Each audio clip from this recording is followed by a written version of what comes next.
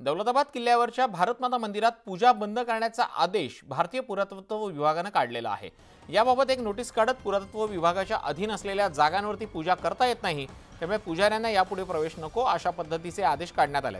महत्त्वाचं म्हणजे दौलताबाद किल्ल्यावर 1948 मध्ये या मंदिराची स्थापना करण्यात आलेली होती। दौलताबादचे गावकरी या मंदिरात पूजा करायचे। 1948 पासून एकाच कुटुंबाकडे या पूजेची जबाबदारी आहे।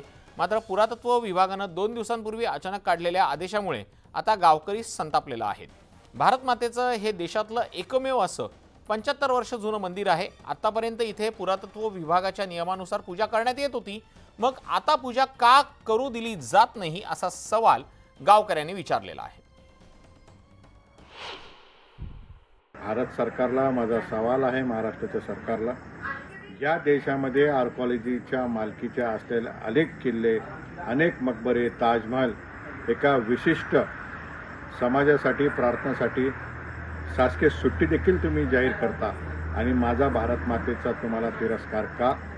या सरकारचा मी निषेध करतो आणि राज्य सरकारला आवाहन करतो, विनंती करतो, याच्यामध्ये आपण पुढाकार घेऊन तात्काळ भारत सरकारशी बोलून हा तिढा सोडवावा। शेवटच्या श्वासेपर्यंत भारत माताची सेवा आम्ही करू